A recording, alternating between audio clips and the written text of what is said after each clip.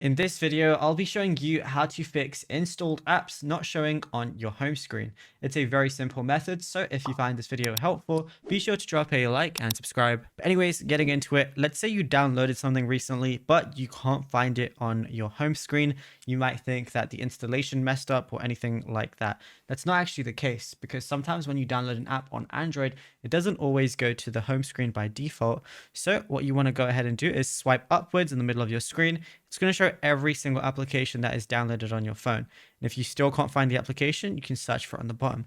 So let's say I wanted to search for like Roblox. I could go ahead and do that. Then long press on Roblox, and then I could basically just move it to my home screen, like add to home right there.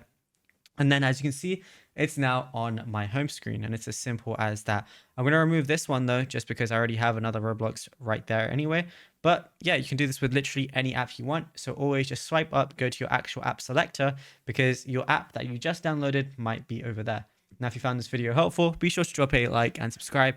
Check out our other videos on the channel.